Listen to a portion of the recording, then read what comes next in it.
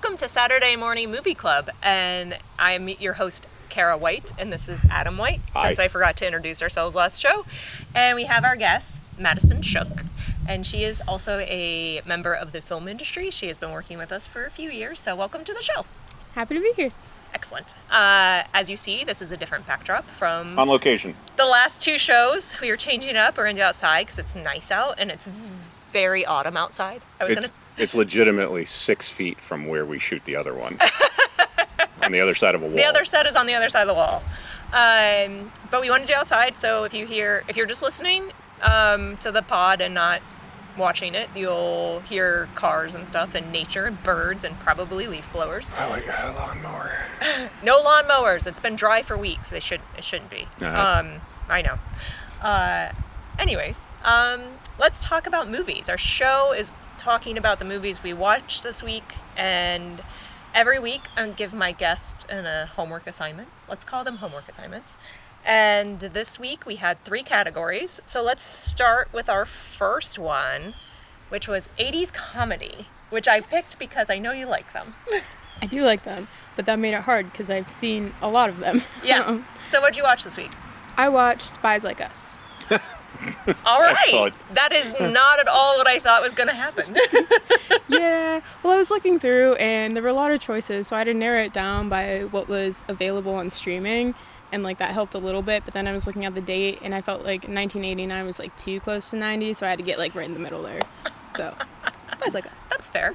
Tell us about Spies Like Us for the people out there who don't know what that is. Well, basically, there's these 2 guys who work with the FBI, I'm pretty sure, in, the office-y areas, and then they take a test to become field agents, and they cheat and get roped into being decoys for a mission that they're not aware that they're decoys on, but end up kind of saving the day at the end. Starring Chevy Chase Yes. and Dan Aykroyd. Yes. I have never seen this movie. I did in the 80s. What'd you think of it? Did you like it? Wait, and also, have you seen it before? I have not seen it before, never heard of it, and I thought it had a lot of good parts, but it was also very 80s. There were a lot of parts that were concerning. Yeah, a little bit. That'll happen. Especially the ninjas, who were all clearly white men just making racist sounds, but 80s. Perfect. There's some hit and miss on the 80s comedies for sure. I like that there's just leaves periodically falling. It's like we have this epically dressed set. Hearts up on a ladder going, Bing! Here's a leaf. Like I do with the cat out here. all mad. I rain leaves on the cat so it can play. Yeah, so I have nothing to add to the Spies Like. You haven't seen it. It has been a long time since I did see it, and I was effectively a different person back then. This is true. And also it's hard to completely judge it without the veil of Chevy Chase being kind of a terrible person, and you're just watching him on screen you're just making everybody's life miserable while you're on that set, aren't you? And I remember it being funny, but not. There's better when it comes to that. Yeah, far better. And I feel like the funny moments, there were a lot that you could tell were intentionally funny in a sense, versus just kind of letting the bit play out and that being the funny part. So not my favorite 80s movie. I'll be honest, I laughed maybe once, realistically. It feels, if I remember right, it felt like just 2 comedians plopped into people that are really actually trying to make a Cold War movie. Yeah. And now it's just these 2 being silly, but nobody else. Everybody else is making a different movie. It makes me think of the description. It makes me think of Stripes. And I know you like that movie because you'll watch it. But I'd same. There's only a couple times I actually laugh in that movie, and you're like, I'm really actually kind of confused what's actually happening in this movie. It's Caddyshack, except on an army base. Yeah. Let them be wacky, which that could fly for about 2 or 3 years, and then everybody had to eventually have a script. Yeah. And I know, the 80s was rife with comedy. I feel like that they had a ton. So when I assigned that, I was like, I just naturally assumed you were going to go teen comedy. So Never assume. I know. I don't know. I was trying. What did we watch, Adam? This week? For 80s comedy. Oh, well, we did. I have a different one that I'm going to talk about, but go ahead. We watched Midnight Madness, though. That is not my. I mean, technically it falls under 80s comedy, but that was not the category I watched it for. Oh, you want me to talk about the 80s comedy? Sure. Nope. I had to look down. I want to talk about Trading Places. Oh, okay. Because, again, it as you said, that there's a wide breadth when it comes to what 80s comedy means. Yeah. Because you can go, oh, there's, Porky's or whatever it might be. But Yeah. the Trading Places kind of falls into sort of the Pygmalion conversation, but it falls into a lot of filmmakers that are making cinema, like people that are very prestigious in their careers, and they just happen to be making a comedy and having two outstanding comedians in Dan Aykroyd and Eddie Murphy, but adhering to a script. And I think it makes it a much tighter film, beginning to end. Yeah. By everybody just not going willy-nilly, because I always thought that, like Monty Python in the 80s, they just had funny things, like they did not deviate from their written script one word. Yeah. Like, they timed it out, they rehearsed, they did adjustments, and then they shot the script. And Trading Places is the same thing, complete with directors of photography that are not it feels a little bit like, oh, we'll get DPs now that will shoot a comedy that have TV experience, whereas the DP for Trading Places shot Superman. And give it a cinematic look. Are you looking at the chipmunks behind you? Is it chipmunks or squirrels? It sounds like squirrels fighting. I couldn't see them. Sorry, keep talking. I'll warn you when something's coming up behind I was like, am I going to die? But you know my affinity for Trading Places. Oh, it's on. Every time it's on. Yeah. It's on. It's a full stop. I have to watch this. If it is playing on TV, it is playing in our house. I mean, it's good. It's funny. A lot of the quotes from it, a lot of the things. I'm just going to talk about Adam and I's relationship. I learn a lot. Like, I think I know a lot about movies and pop culture and all of that stuff. I don't understand certain things he's telling me. You can just stop the show right there. Are actually movie lines. Yeah. Because they're so benign, but they're just things that he says all the time. I'm not even going to get into the one that I realized after we've watched. The Schindler's List one? No. Oh. Weird Science. Oh, the Weird Science one. We've watched Weird Science together like a million times. And it was until the last time where I was like, wait, he's saying, oh, that's what.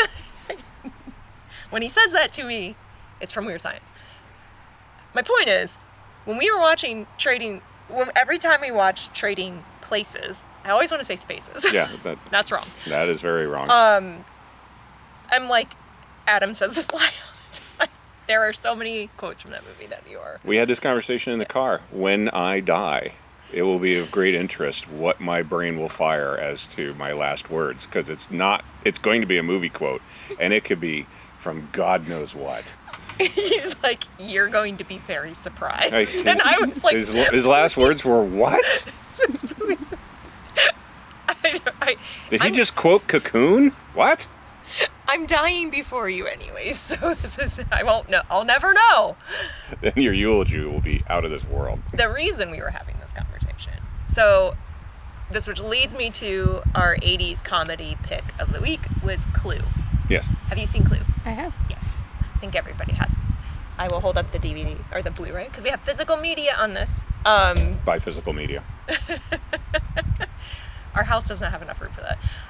For all the movies we would want. However, the very end of Clue,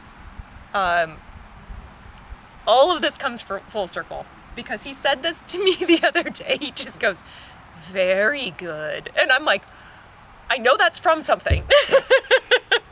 And when we were watching Clue, when Tim Curry gets shot, he's like, good shot. Very good. And then dies. And then dies. And that's what led to the conversation of Adam's like, you're going to be very surprised with what my last words are. I'll be surprised. He died with a very surprised look on his face. Everyone does. Everyone does. Clue is probably one I've seen a gazillion times. We had it on VHS, recorded off of HBO, probably one of the movie channels, as a kid, and we loved watching Clue. This time watching it, I think the scene where they're handing out the weapons and they're all unwrapping it, I was like, that could be construed and shot so much in a darker way. Yeah, way like, sinister. It being a comedy, you're just like, oh, it's like the board game, and they're handing them murder weapons. Like when I think it's Mrs. White takes out like the rope, and he's talking to them about, I can't even remember what the line is, but it makes it sound like this is how, like, the murder weapon you have in your hands is how you will be killed. And I was like, this could be a completely different dark movie where it's just a horror film. Yeah, the way it is, it's like wacky Transylvania 5000 type thing. Oh yeah, I love this movie. Everyone in it is amazing. The pratfalls, like, I love a good slapstick comedy. Like, one of my favorites is Bringing Up Baby. It's a Katharine Hepburn one. Yeah.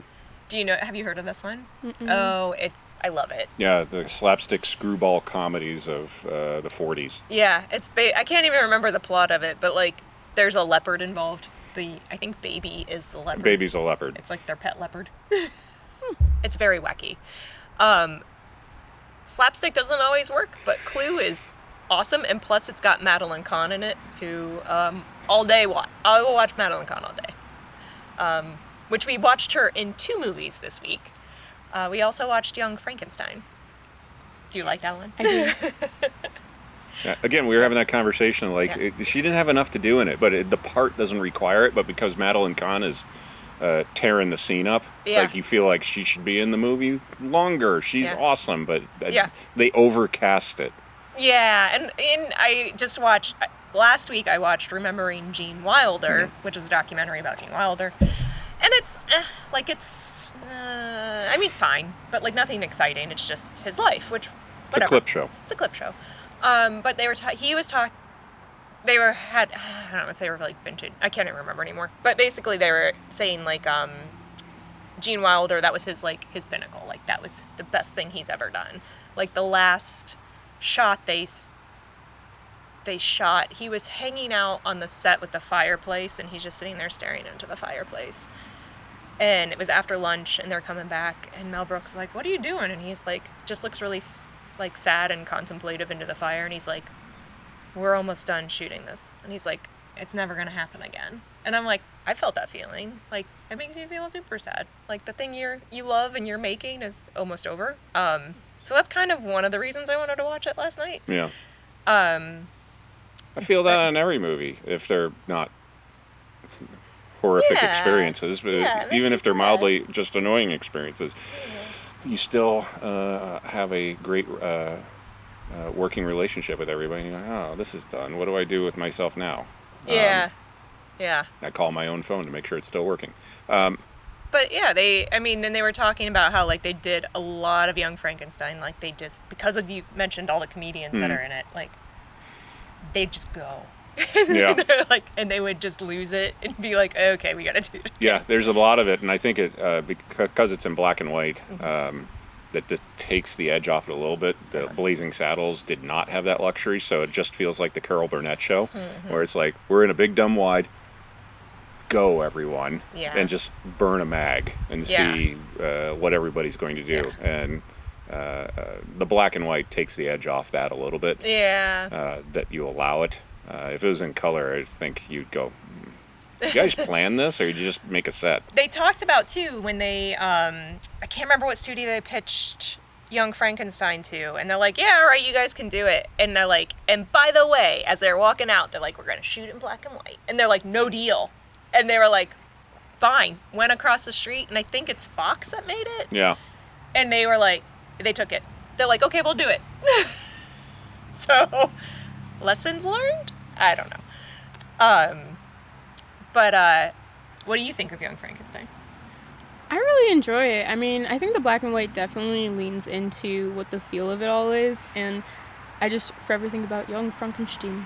And I go. There's so many good bits in it. Like, the scene where he's like, I can't even remember the guy's name, the brain he was supposed to get, and he's like, whose brain Hans Delbert. did you get?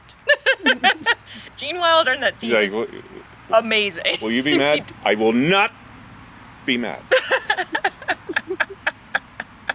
That was almost everything I was doing last night when I was watching it, just studying his delivery of lines. Because it's so straight. Yeah. Like, but you know... It's like, did how I funny get... Was that he's Hans being. Delbruck's brain? No.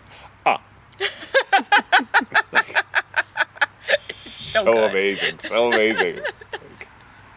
Like, is this just him doing bits, or... Yeah. I don't know.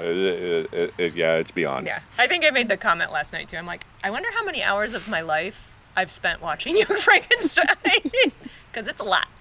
And every time, the scene always... I love the scene of Madeline Kahn brushing her hair and singing Glory, Glory. And every time I'm like, that's how I'm going to brush my hair. Yeah. And for a week, I will remember every time I'm brushing my hair and a song goes through my head. I can't really do that because it's... Like, she's going to brain herself doing that. But her And hair's also, out to like, here, yank so your she's hair like out. big wide. And then I forget. And then the next time I watch Young Frankenstein, I'm like, oh, yeah, the scene's great. She high kicks her slippers off before she gets on the bed. I also, if I wore slippers, I would do that before I got in bed. And I feel like that style of comedy is really hard to do now. Like, I think you were right. Like, if it was in color, it wouldn't have hit the same because No, it's just a certain tone that applies. But there's, like, the level of, like, in-film reality that kind of, like, breaks away from. But it's not far enough for it to just be a bit. It's, like, part of the whole world that's there. Yeah, And I would agree. I feel like, too, like, having those types of actors at that caliber who can pull that off without coming across as, like, trying to get you to laugh is also just really hard to do now, because I feel like, in general, like, there's always outliers, but in general, it feels like a lot of the style of acting now is very subtle, very kind of quiet, kind of broody. So, like, comedy hits differently. It doesn't feel like they grew up in the Catskills on a stage doing numbers and shows and being triple threats, which was a lot more prevalent back then. I think a lot of people would come up like, I did small independent films, and it's like, great, we need you to be there. Is, I mean, somebody will comment on it, but like, who's Madeline Kahn now? Right. Yeah, like, what's your modern day equivalent of that? Characters like that, character actors like that can command an entire stage and can tap dance and can sing and be sexy all at the same time. That it's I don't think anybody gets grown like that anymore coming out of places. Yeah, I mean, there's still examples. Like, people still do, like, Juilliard, and there's people who've come out of there who are, like... There is, but not, like, I know what you're saying. I think like, they don't have the broad base of, like, I spent, 8 years on Broadway and then went to Los Angeles and got pulled into it. And I know there's exceptions. It doesn't seem like there's ones that went to the heights she did. Right. And I know, too, like, I mean, it's an example of the time this movie came out, but, like, there is a lot of dead downtime, like, in between of them, like, the jokes are not, like, hitting one after another, which I feel like more modern day comedies feel that it's just like they keep clicking along. It feels like somebody took a class and read something like there has to be a laugh every 38 seconds or something. This and they're not concerned with making a movie. Make a good movie that has jokes in it rather than just pounding jokes out. And maybe a movie will accidentally happen in the meantime. Right. This allows you to have a moment. Be like, okay, like, and it's fun because it's, doing Frankenstein. So it's also got that, like, scary, like, it's not scary, but that's what they're doing in the meantime. A little spooky. Yeah. And I feel like, too, when there are comedies that are so back-to-back, you almost get burnt out of, like, trying to find the humor in it. Because if you're just expecting it, because it's happening the entire time, then it's, like, some of those have to be, like, really, really good to pull you at the laugh because it brings the baseline up. Whereas, like, something like on Frankenstein, like, being more spread out, you don't expect it. So it actually, like, inspires that honest reaction versus just kind of like, oh, yeah. Yeah. Oh, yeah, that's fine. Everything. I mean, there has to be ebbs and flows to anything, to the score, to the lighting, to the writing, and to the pacing of the film. Yeah, you have to care about the characters, otherwise it's not going to be funny. Yeah. Yeah, and that's, like, even watching it, like, another element of Adam is Looney Tunes. So, when you're watching, I mean, it's a Mel Brooks movie, but, like, you know, there's those moments where I'm like, oh my god, this feels totally like a Looney Tunes, just Looney Tunes, but lots of puns. Anyway, I enjoy it. So, one of our other categories was, which Adam jumped the gun, was something from your childhood. So, that was let's say that's our second category. Ours was Midnight Madness, which we'll talk about. What was yours, Maddie? Surf's Up. Tell us about Surf's Up. What's Surf's Up? So Surf's Up is it's animated penguins that surf. Sweet. But it's framed in, like, within that world, there's a documentary happening, so we're just watching the documentary of these penguins and their surfing. And, like, there's a talent agent that's this little bird that goes around, and there's a penguin out in the Arctic who has idolized this long-lost surfer called Big Z. And so, Talent Scout, who goes everywhere in the world to find these penguins to surf, ends up in the Arctic, where there's this little penguin who just really wants to do it, kind of flaps his chance, but is very determined. So they ride a whale, and that's how they get around, and he dives after and eventually climbs up. I don't know how he did that. They got fins. He did his best. Made it up. Wings? Fins? I don't know. What is that? Flippers. Flippers. Yes. Those. Really? Yes. Sure? No, Now I'm confused. I don't know. not a biologist. Arms? No. They're arm things. Those. Yeah. But he gets up, and he ends up going with them and fails in front of an entire crowd. And so the rest of the movie is him trying to learn how to truly surf, be confident in that, make his own board, and eventually participate in the competition that the scout was scouting for, which was really funny. The director of this whole thing, or the host guy, was like a porcupine with really funky hair. Sweet. And, like, throughout the movie, you see, because it is a documentary style thing, they have, like, their little interviews while things are happening, and then you can see, like, the boom get in the shot. Like, eventually the camera guy gets, like, knocked out from, like, a little blow dart thing. Like, there's all these great moments If this in was it. a pitch, I'd greenlight it. Yeah, I'd be like, sold. I want to see this movie. Let's go. It exists. We can just watch it. Yeah. And you totally should, because it is super funny, and it's super thoughtful, and it, like, it gears to kind of every audience, like, obviously for little kids, but then there's, like, more sophisticated jokes and moments that's, like, you know, for example, main character guy is sitting there talking about how, you know, he finds out that, you know, Big Z's around again, like, he knows who he is now, so he's like, I think he needed some time, I gave him some space. Cut to him immediately being like, Big Z, what are you doing? Oh my god, you're here! Good space. So, like, there's moments like that are really good, and just, like, the way they bring in, like, the film industry, like, you see the lights set up around, you see their little director's chairs, and, like, people fanning and sweeping the floors, and just, like, all these things, and, like, at times water gets on the camera lens, and, like, it also breaks at another time, because, you know, blow dart. So... Did you see this recently, or are you remembering it? I never saw it before, actually. I watched it last night, so it's very fresh. It was like, you know, 1 in the morning, but that's all good. Yeah, I'd be curious, like, when you were little, how it would hit. And I mean, you're in the film industry now, so there's all kinds of inside baseball that you're laughing at, and we always talk about that when it comes to movies about our industry. But, right. Like, when we watched The Fall Guy, Adam's like, do you think normal people know, like, all these jokes are, like... I was like, I don't think it matters. Yeah. I really don't think... It's just a love letter to stunts. Yeah. So fun. It's a fantastic movie. So much fun. Colleen pointed out that they all noticed that the Panavision mag was on backwards. Oh, yeah. So That's my favorite part. When we were watching it, you're like, that's on backwards. Yeah. When we went to Universal Studios in Florida years ago, we were in, for those of who have been, and for those who have not, the Mummy ride, which is a very fun Brendan ride. Fraser The Mummy. Brendan Fraser Mummy ride. While you wait in the queue, you're going by, like, movie equipment. Like, they have, like, C-stands and lights out, and Adam's like, that's on backwards. I was like, do you want to fix it while we're waiting? I tried to reach in and fix it, and they had spot welded it, so nobody could fool with it. So. So they spot welded it incorrectly. I mean, here's our no. Like, if you're gonna do it, like, just make sure you talk did to it a grip. right. You probably can find one. It's Universal Studios. It's not that hard. There's a few around, I'm sure. Yeah. I know most people are not gonna know. Sorry. However. Sorry. Would you recommend the film? Absolutely. I think it's something for everyone. It's a really fun story, and it's not too geared towards kids that you won't enjoy it as an adult because you see all those other things. But it's also family friendly, so like kids will enjoy it too. So it's just perfect for every occasion, and you will genuinely laugh and also question some of the physics of everything. But that's part of the fun. I mean, it's also animated, so. Yeah, I grew up with anvils and catapults, so. Yeah. So it'd be perfect for you. Yeah, I just thought like that it's a constant thing, like that.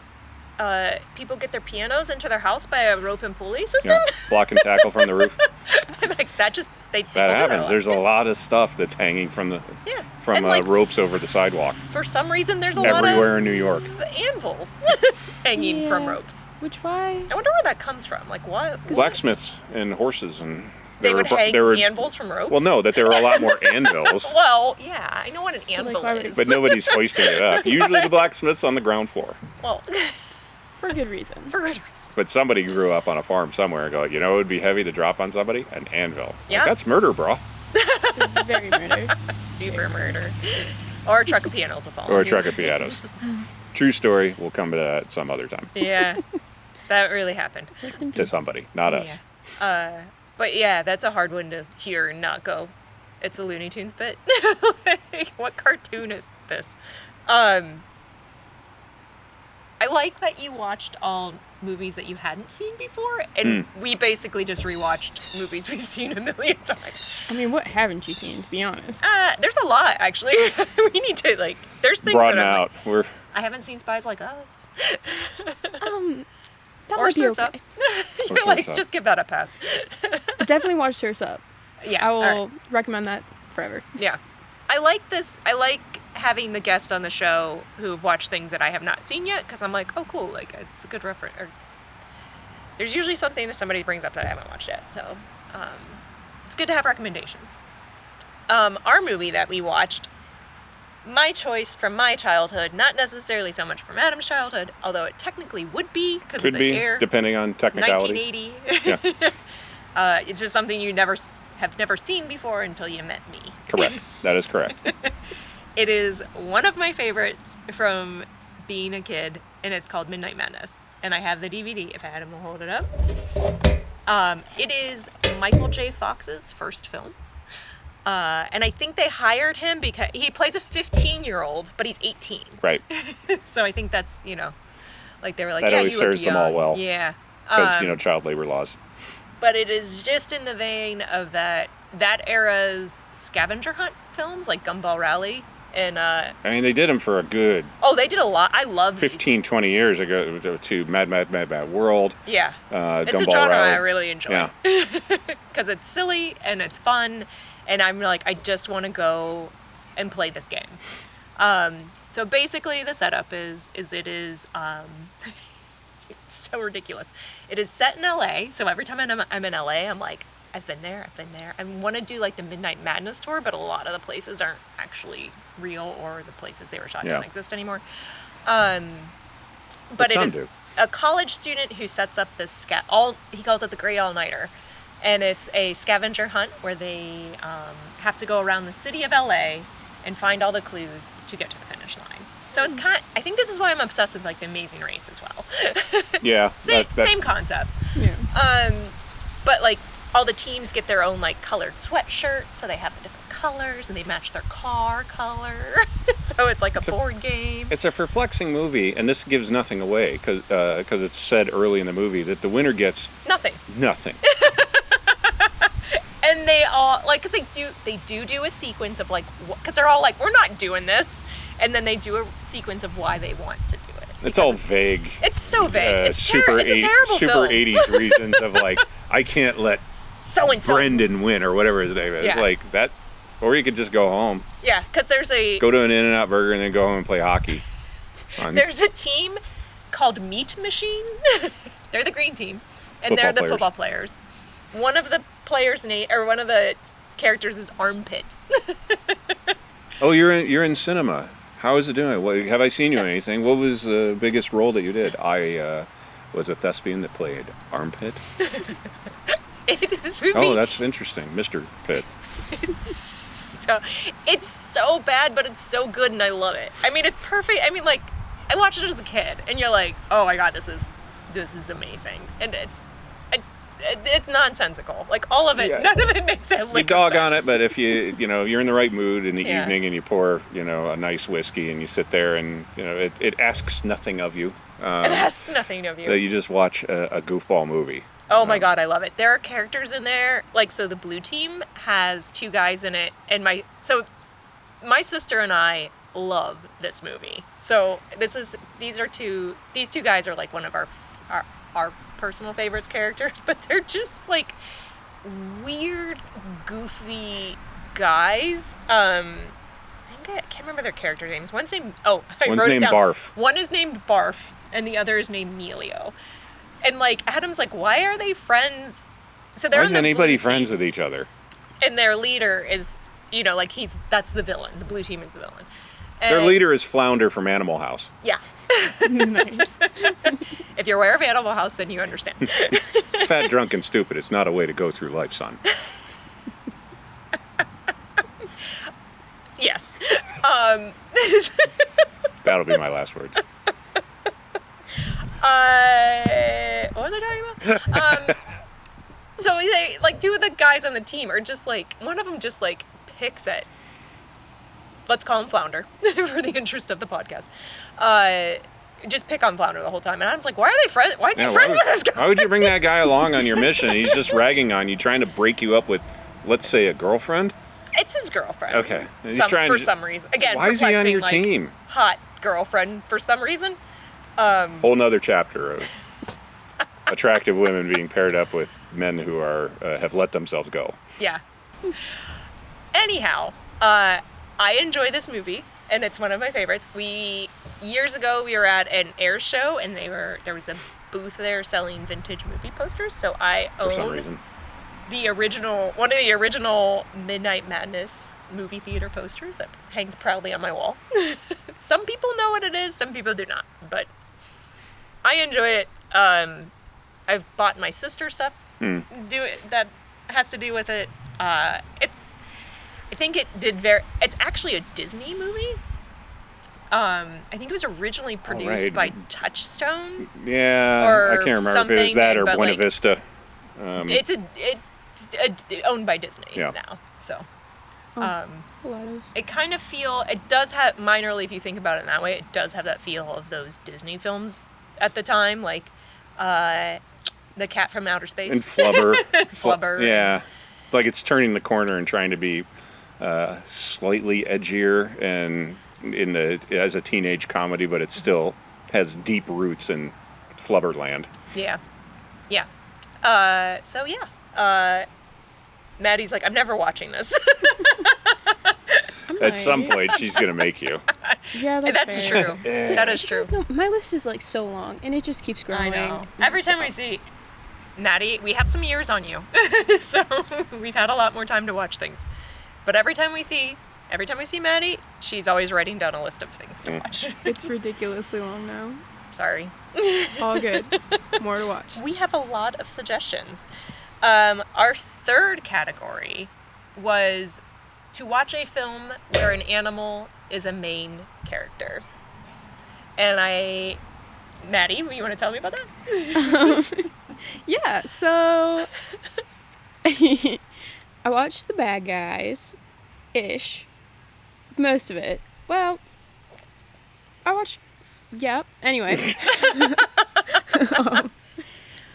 Basically, the bit is there's this group of bad guys that are trying to avoid jail, and so they are all animals. There's like a wolf, there's a snake, there's a shark, there's a spider who, I don't know, it was a very interesting style of animated spider because it was still like upright but like legs. I don't know, very interesting. And then I feel like there was another one that Did I'm he have forgetting. 8 shoes? She did. Oh. She had little booties. Sweet. So it was kind of nice, but they made a lot of references. Well, I guess plot-wise, they go after this like jewelry piece type of thing, and turns out, I think it was the wolf. They don't want to be bad anymore, but like actually. So flip things around, and there's a happy ending. And they make a lot of references to other heist movies and things, and they also made reference to like Great Gatsby, Fear and Loathing in Las Vegas, Pulp Fiction, Ocean's 8, which I was like, you gotta do 8, but Do you not like 8? I wish it wasn't an Ocean's movie. I feel like it would have been a lot stronger as a standalone. Just on its own? Yeah, because the only real tie is that there's mention that, you know, her brother's Danny Ocean. Yeah. But nothing else really goes into that. A couple of characters show up. Elliot Gould shows up. And the acrobat. The acrobat guy shows up. I can't remember his name. But yeah, aside from that, it Yeah. kind of is divorced from the rest of the franchise. A valid. Other than I mean, I really like Ocean's other than the 8, insurance but guy. I can understand. Yeah, like it's a great movie. Yeah. But it just feels much more like... It shouldn't be part of the franchise. Yeah, because especially if you're trying to make it like women-centered, like they're doing all this stuff, like have it be its own thing. Yeah. Instead of just the girl version of Oceans. Yeah. So I like what they did. It was a good story. It was, you know, there was a lot of chemistry between all the characters. But it should have just been that, and having those other characters come back being like little Easter eggs almost. Right. Because it's a heist movie. Yeah. But like they just, Yeah. I don't know. I love a good heist film. Adam says it as well. But we actually spoke about Oceans last week, briefly. Our last guest, Adam Zaccaro, was like, I have a plan for sequels to like, this is what you do with the Oceans franchise. So he's got it all figured Which they out. have spoken about Yeah. doing a reboot, not Adam Z. No, you know, but- the people in power. But But we don't know his ideas. His ideas might be awesome. yeah, that was a whole nother podcast that we'll talk about. Oh, we would have talked to him for like 3 hours, 4 Yeah. hours, 5 hours. We had to cut it off at some point. I was like, let's focus in. So, the movie references in Bad Guys. Yes. So it like starts out when they're in a diner, and it feels very much like the shot setup and stuff, like Pulp Fiction, the opening in there. Yeah. The snake character was very reminiscent of the journalist guy in Fear and Loathing in Las Vegas, you know, with the Hawaiian shirt and the little hat and everything. And then, you know, open the window to the big poster that feels very Great Gatsby, kind of Art Deco-y. And then where they actually, like, steal the jewel is, like, at this big gala.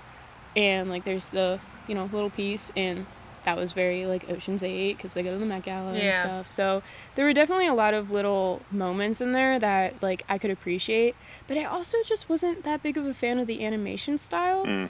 Like, it felt very cartoony. And also, I make mention that it was mainly just the characters in this little villain squad that were animals set in, like, human world. People world?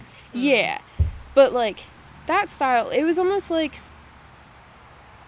the main characters were cool and how they moved and stuff, but then when you get to the people, it almost felt very, like, commercial animation in a way. Like, it was all 3D, but it was, like, they would have, like, these momentary, like, big expressions, or they jump and they do, like, a little, like, pose in the air type of thing. It didn't flow with, like, the movement of the other characters.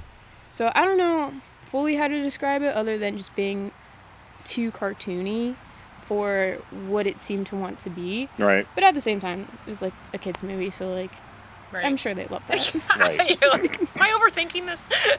Plop them down. You get an hour and a half of quiet. All right. Maybe. Like, maybe. Sort of. Sometimes. Ish. Yeah. Nice. That is also one I have not seen. So, you have watched 3 that I have not seen before. Which I would assume most of the things I've seen, Adam has seen. Vice versa. Maybe. Yeah. You brought Midnight Madness to me. That's true. I had not seen that. That is true. And speaking of, I forgot to mention, because there's also a tie-in before anybody on the internet tells me this. I already know.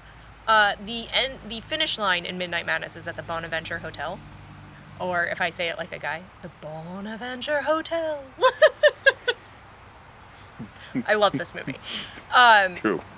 We were watching Amazing Race one year, and the finish line was at the Bonaventure Hotel. legit doing the same bit because there's this glass elevator on the outside, so you have to take the express elevator to the top to see the pool, down in the pool area, where the and clue is written out. Writes in the movie. Watching her texting her sister while they're watching The Amazing As it was Race. happening, Rachel and I were like texting each other, being like, "Oh my god," because she's also a fan of The Amazing Race, probably because she also loves these movies.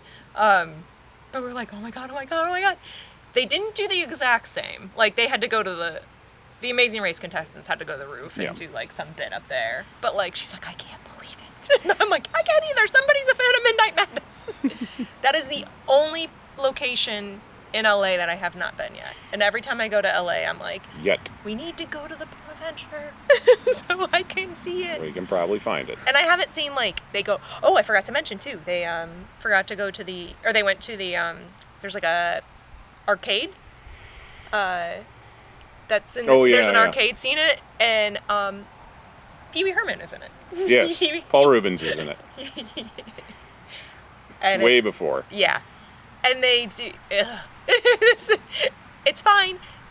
There's a bit where they like get into a fight at this arcade and they're throwing like all the stuffed animals and all the stuff that's in there, and they throw it all at Pee Wee Herman, but none of it hits him. Yeah. I was like, what? Like, you could at least had him hit him with stuff. Anyways, I will go back to what we're doing. So our animal main character. Yes. I chose Hidalgo. Do you know of Hidalgo, Maddie? Because I watched it. Yeah, that's okay. That's okay. A lot of people don't. In the 2000s. When did it come out? It was after Lord of the Rings. So like 06 or something like that. Yeah, or maybe was it before? I don't know. Oh, I should really look that. Mid-2000s. Let's say that, yeah. So it's Viggo Mortensen and a horse, and it's awesome. Like, done. Yeah. Could have been shot on a phone, which didn't happen then yet, but... I've watched it a lot. I've brought it up to other people this week, and they didn't know it. So do not feel... Cool. Also feels in the vein of, like, a older Disney movie. And like where it's, a lot of the adventure movies. Joe Johnston directed it, who directed Captain America: First Avenger, and The Rocketeer, like all kinds of films like that have a strong Disney streak in their DNA. Yeah, and this film is problematic. It is, so like, the bit was they're like, it's based on this real guy, Frank T. Hopkins, who is a real guy. But they make this movie, and I think after it came out, like, they were like, oh, like, fact-checking this guy, and, like, this guy made up most of the story. And then after you know that and you watch it again, you're like, oh, like, this totally feels like some guy making stuff up. Like, where it's like, oh, and then I had to divert and, like, rescue the princess. From the Sheik, and then I'd be in favor, otherwise they would have cut off my hands. Like, it just keeps going on and on with side quests. Okay, so... For our listeners and for Maddie, the story of this is oh my gosh, it's another race movie. It's another competition movie.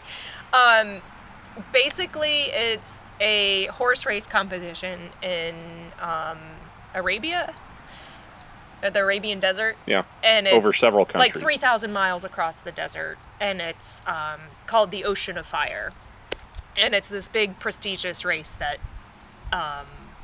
they run to show who's like the best horse. So it's basically Arabian horses.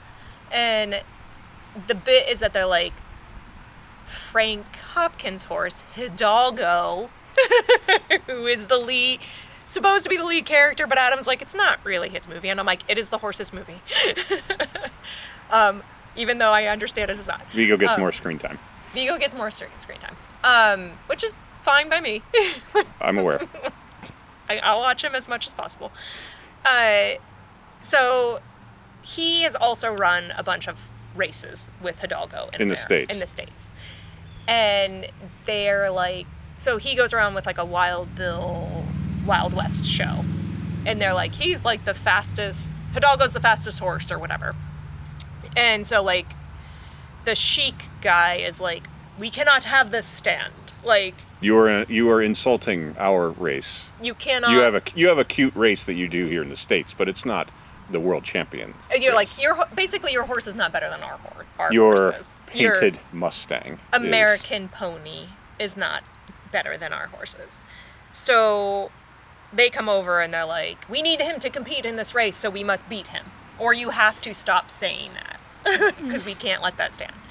So, like, through a series of things, like, he's like, I'm not doing that, because he's a super drunk. Because of sadness, which is the problematic part, is that, like, you learn, like, because you know none of this is true, but, like, Frank Hopkins would tell people he was half Native American. And he was there at Wounded Knee during the massacre of the Native Americans there. None of that's true. Yeah, like, so that's all in the movie, and you're like, none of this is true. But that's that's why he's a drunk, because he witnessed that, and so he's like, so through a series of events, he decides to do the race. So it's supposed to just be a race across the desert, but it becomes like there's stops and then other things happen. Like there's this whole other story. There's a lot of unnecessary talking scenes. It's 2.5 hours, and they could easily cut 45 minutes out of that movie. Right. I mean, I love this movie because it's a movie about horses, and there's a lot of horses in it. And Viggo Mortensen's in it, and I love Viggo Mortensen. and it's basically just Viggo going around like, you talked bad about my horse, and punching people in the face. Yeah. And you're like, yes! There's only 3 things to ever watch Viggo Mortensen in. There's Lord of the Rings, this movie, and Eastern Promises. But for a whole other reason. Way different reason. Have you seen Eastern Promises? Mm-mm. Oh boy. You all have. I've seen Eastern Promises. I'm just going to keep talking about Hidalgo. I'm not done yet. I'm still talking about a horse. Okay. Yeah. And I love it because my favorite scene in this movie, and I don't want to ruin it in case you want to watch it, but there's a bad guy, and the plot becomes, we don't want to kill him, we want to kill his horse. Yeah. And leave him in the desert to think about what he's done, to wander with knowing that his horse has been killed. And I was like, no. And they do this whole scene happens. The horse does not die. He is okay. But they try to kill him. And like something very bad happens to Hidalgo, which I think if that happened, I'm still 50-50 on like if that horse would be okay with the actual injury it got and like to be able to go. But anyways, the bad guy ends up in this like standing on this pit like that where he's like, uh-oh, because they built these pits for... It's like a tiger trap. It's like a tiger trap. And that's what Hidalgo falls into. And they get out because he makes friends with somebody and they help him out of the pit. But the bad guy ends up on another pit. And he's like, throws the rope at him, like the lasso. And the guy's like, oh, like, you know, like, oh, he's gonna like... He's honorable. He's honorable. He's not gonna let me die. Even though I tried to, you know, kill him and his horse. And he like, the lasso ends up on like the little trigger for the tiger trap. And he's like, what did he say? Like said, I told you never speak bad about my horse. Yeah, or I thought it was something more like, you tried to kill my horse. Yeah. And like, yanks it, and the guy falls in the pit and dies. Well, valid. Yeah. I'm like, that's fine for justice in the 1870s. Yeah. Or whenever we were. It was the Wild West time. I mean, it was after the Civil War. Or no, after the Revolutionary? So it was after the Civil War. Both can be true. It was after both wars. It was after the Civil War. I'm sorry. That part of history right now is after both of them. Is not super sharp. So I apologize to everybody. If it was World War II history, I'd be fine. Highly recommend it. Spoiler alert, Hidalgo does win the race and show everybody like how awesome of a horse he is. It's not that much of a spoiler. It's a 20-year-old movie. But the end of the movie is they go back, because there's also this like subplot from the very beginning where one of the Native American guys who's part of their Wild West show is like, the government is rounding up all the wild Mustangs and they're going to kill them. I don't know why, but they said they're going to kill them. And he's like, we just need to get this money, and like that money would, you know, like allow us to get the horses back. And so since Viggo wins the race, he wins all this money, comes back, buys all the wild Mustangs, and sets them free. And then he sets Hidalgo free. And I'm like, I love it. but I'm also like, your You friend. couldn't do it. You couldn't set your friend free. It's his friend. I mean, he calls him little brother. That horse was his friend, and he let him. He's like, you've seen enough. It's time for you to. It's very sweet, and that is why I love Hidalgo. And minorly picked that category, so I had an excuse so to you can watch talk it about again your horse this movie. week. I just really wanted to watch it again. Was there anything else you watched this week? Yes, but as a quick roundabout, because horses, Yeah. I did appreciate how in Spies Like Us, none of the horses got hurt or died. Nice. Just That's keep always good. I hate, I'm not in, if there's a movie where the animal gets hurt or dies, I'm like, I mean, I know that's most people, but It's sad. it makes it too hard. I did watch K-pop Demon Hunters this week. Nice. I've heard good things about that. It's a fantastic movie. Better than you might expect. It's another one of those that probably geared towards a younger audience, but like the animation style, the music, the thoughtfulness of it, like you can tell there was a lot of heart put into the story. Nice. And the whole bit is like there's this K-pop group that is like each generation has a group that, you know, they have like powers in their voices to like protect from the demons and all that. So they're trained and they grow up and they, you know, become big stars because their voice is what protects the world. So they're really good. And so this rendition, they're K-pop stars and they also fight demons the whole time. But there is a plot That sounds twist. awesome. It is awesome. It's really cool. And all the fight scenes line up with like their songs and music, and there's like all these moments that are just like, I don't know, awesome.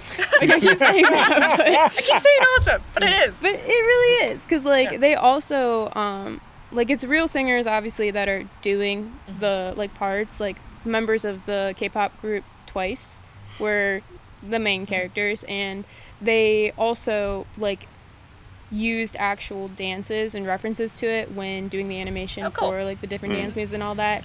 But then the fight scenes are just so great because they'll be like doing their badass music video type stuff, but then like cutting down demons and jumping out of planes. And like one really cool part is at the beginning. So we start by learning about the band through talking to fans that are waiting for the show to start. And so you see, like, you know, these girls that are super excited, and you can see kind of, like, the type of people that have their favorites in the different characters and kind of that whole thing. And then you see these three guys that are, like, big burly dudes just, like, in tears, like, so excited to see their fan. Well, they're, This is animated? People in line? Nice.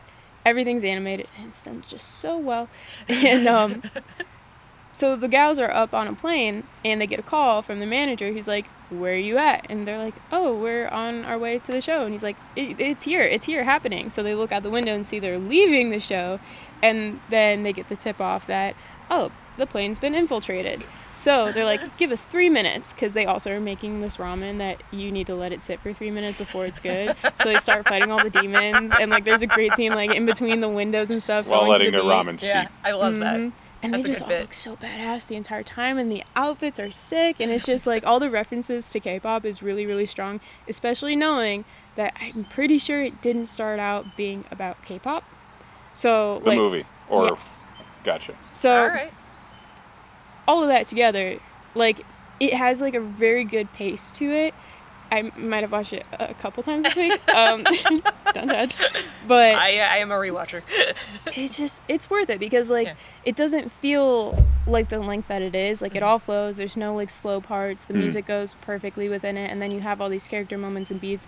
And there's a really cute blue tiger that kind of reminds me of the Cheshire Cat from Alice in Wonderland. I love a tiger. And he just like when we first see him, well, not first, but the first interaction really with him, he like comes out of this shadow and just knocks over this pot. He keeps trying to put the pot back up, and it doesn't work, and he keeps trying, but it doesn't work. And it's just the vibe of that character is just so good. And then there's a bird with 3 eyes and a little hat that he stole from the tiger. Sweet. It's just fantastic. Sweet. Love it. It's so good. And the ending is just so strong, and the morals of it are just so great. And, like, I want to tell you about all of it, but I also really want you to watch it. And, I'm gonna like, watch find out for Because yourself. that's the newest film anybody's talked about during this episode. Yeah. Well, we did. I said we only watch things that we've watched before, but that's not true. Because Yeah. we also watched Thunderbolts this week. Oh, right. Have you seen that one yet? No, but I've heard pretty good things about it. It's I think we both said that it was not what we expected. Oh, we were like, what, a half an hour in, and I was like, this is not what I thought this movie was going to be. And not like in a bad way. No, but just because I saw on a plane, the latest Captain America with Red Hulk and all that. Right. Like it's the normal. It's what they've done 100 expect, times. yeah. So I expected Thunderbolts to be that, and it is not. It is not. And that being said, I really enjoyed it. I thought it was very sad.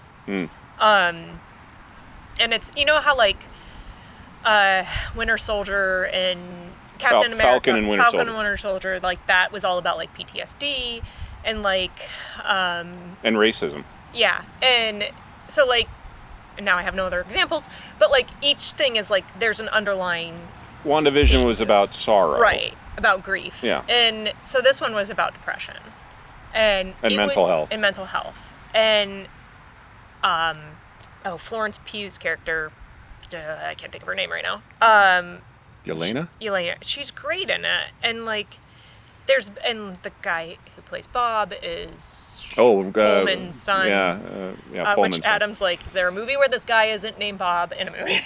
Because he was also in Maverick. As Bob. Bob.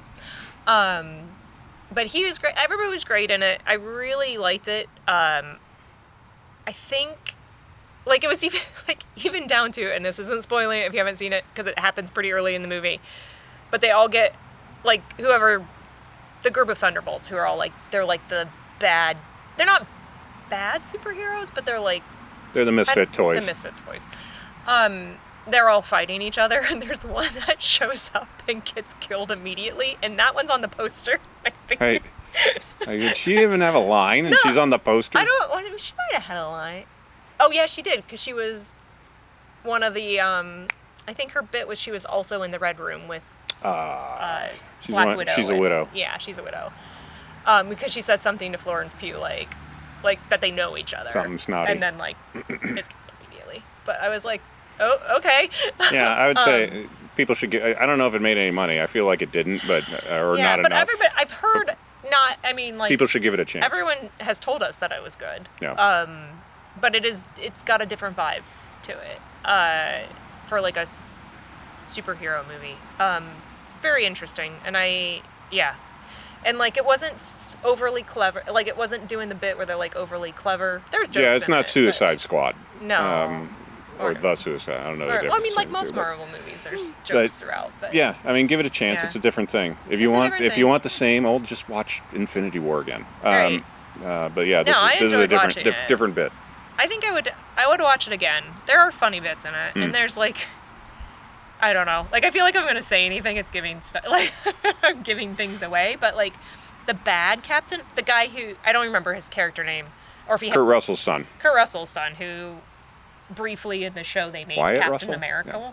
Captain America, and he kills a guy. He kills an innocent civilian in a fight, on everybody's cell phone. So yeah, he's not a good guy, and like, I think that was the only rub in that movie was I was like, I get putting his character in it, like I get he's part of this, but like, and they keep saying it, like, God, you're an asshole. Yeah. Like he's just, and like he does have a little, like he does throughout the movie. There's redemption, but you're like, ugh.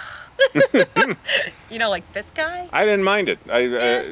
Everybody can't have a neat arc, and he's now a good guy at the end. Like they could still win, and then he's kind of still a prick at the end. And I think it's not necessarily anything in that movie. I think it's just because I was like, I just have a bad taste in my mouth with him because of the series and like just the overall of his character. Like because they were like, they took Steve Rogers, who's Captain America, and we're like, he's gonna be the next one. I'm like, this guy's not Steve Rogers, and I know that's the point. Like that's the bit, but like you're just like, it's just got that bad taste in my mouth because I'm like, he represents nothing that is Captain America. So yeah, Yeah.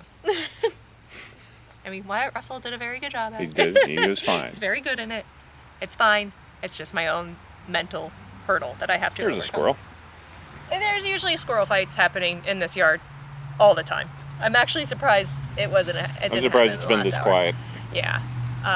There's a lot of landscaping trucks flying down the road that you hear, but which is Good for usually sound. Leaf blower style. good for sound. Yeah. Our neighborhood is like the neighborhood of lawnmowers, so it's usually just lawnmower after Yeah, lawnmower. I'm surprised but it's been quiet this long. the grass isn't growing. It hasn't No one rained cares. forever. No one cares. Yeah, you usually just see like dust clouds coming up. Anyways.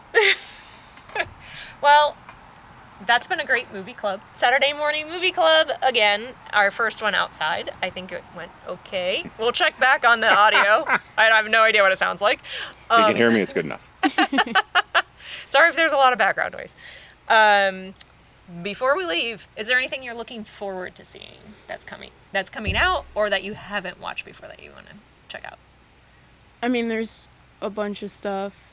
I feel like I can name at least like 20 movies. Yeah. But I am actually very excited for all of the new announcements for what DC's coming up with. Because personally, I was a Young Justice fan and Teen Titan and that kind of genre, and it seems like they're leaning into like that demographic of fans, which I'm very excited to see how it all kind of incorporates with each other. And I also hope they come back to Cleveland, because like that would be really cool, because like hire me please, thank you. But I'm looking forward to seeing how all of that shakes up, because if it's in line with Superman, I think there's a lot of potential for just In really, the tonal, yeah, what they're yes. doing. Yeah. kind of like still has the darker, more serious elements, but also doesn't take itself too seriously, and like you have Everybody an ain't appreciation. brooding on a building Right. top all the time. Yeah. And you can actually like see what's happening. Yeah. And like just the color and like being true to the actual character, not just the version of the Yeah. character. Yeah. So I'm really hoping they do it justice. Ba-dum-ba. But yeah, I'm looking forward to that a lot. Yeah. And outside of that, I don't know, just Yeah. like catching up on my ever-growing list. Yeah. I am not a Superman fan. Adam loves Superman. That's a whole other story for another podcast, because we're wrapping up. Yeah, I didn't list that as childhood movie, but I easily could have. Yeah. Well, you didn't watch. The point is that it's something you watch this week. Right. Because there's many things that we could talk about. But we went to see the new Superman, and I liked it. And the other ones, I mean, they're fine. I like I like the one that had Wonder Woman in it. And not the Supernanness of it. I was like, the Wonder Woman scene was great. Everything else. So like, and I did work on this Superman just for a couple weeks. But, so I was excited to see it. And I really enjoyed it. Because I was like, oh boy, we're starting over. Like, we're going to have to learn the origin story again. Which is and great they that they did not. jumped right into it. And I was like, oh, I love it. Yeah, it's not a giving away, but Yeah. Gunn talked about this right from the beginning. He's like, this shot 2, Superman's down and bleeding, Yeah. which doesn't happen in all the other movies. Well, that's the reason I think I never really like Superman, is because I was like, I never feel like he's in peril. Like and to be fair, that's the bit with Superman, is like, he's super powerful and like can do all this stuff. So like, I'm always like, what I don't, it always I'm never nervous that he's going to be killed or hurt, but like this movie from start to finish, I was like, oh my god. it was peril Like, I the was whole like, way. Like, oh my god, what's gonna could he happen? kill him in movie 1 of the new reboot? Like, are we that gutsy? Are we doing gutsy? Yeah, and to have it jump in, whatever they said, 7 years or 3 years or whatever it is, they're into it. Yeah. Unlike all the other reboots, so it's nice that way. And to little tonal quality without having a deep dive, like he says. He speaks like it's 1954, like golly and shucks, without having to get into him growing up in Kansas and all that, Right. which is ultimately leading to they're tipping the hand of how the movie ends. Which I love how the movie. I mean, it's too new. I don't want to talk about it. It just No. came out. It just came out on HBO. We should watch it as soon as we again, hit we cut. should watch it again. So good. The ending, Yeah. I'm just like, Yeah. Oh, very, I love very good. it. So, It's very sweet. And like, I think there's a line in there, or they talk about Lois Lane and Superman are talking about being punk, or like lucky. What liking punk rock is. Punk rock. And he's like, I like punk rock. She's like, no, you don't. It's like, couldn't being kind, can't that be punk rock? Yeah. Which hits harder than you think it should in this time. Yeah. Which Adam's like, that's absolutely true. Which I'm like, yeah, it is. Stop trying to be ironic. Just be nice. Being nice is fighting back against the system. I'm like, yeah, whatever. and the best song for the credit sequence. Yeah. Like, it's just so perfect for the whole story and for, like, that conversation. Right. Yeah. I forgot about that. I just, oh, right. Yeah. so good. Yeah. It's pretty fun. If you haven't seen it, you should watch it. Definitely watch it. Also, shot mostly in Cleveland. Yeah, not a shot. It's very, very, very It's Cleveland. very Cleveland, which I would like to rewatch it again, but I actually had trained my brain to not. I was like, don't think about that. Yeah. Don't think about, like, Yeah. that's the set you worked on, or like I walked by that all the time. Like, I've seen that set. That's got this inside of it. I was like, don't think about any of that. Just watch the movie. And it was solid. Like, you watch it going, well, there's the Terminal Tower, but those buildings are not, like, most Yeah. of that I could keep myself from getting into. Right. I was like, don't focus on that. Just Yeah. watch the movie. I will say, though, I saw that in theaters because it came out around my birthday. Yeah. I went with my friends, but we were in Columbus, and what a mistake that was because we were going crazy just seeing all the different, like, Cleveland locations. Yeah. And when we hit the baseball field, we were Yeah. all like, guys. And the entire rest of the group was just, like, silent. We're just like, Oh my God. we all cried at the end. It was Yeah. pretty great because we Yeah. were just like, it's our hometown. We saw the stadium. Yeah, They're fighting on the it was third good. base line. It was pretty cool. It is, for those of you who live in Cleveland, it's pretty fun to watch. It is a love letter. Yeah, it is a love letter to Cleveland. So that's our show for today, and next week we will. Have waffles. We're never having waffles, you monster.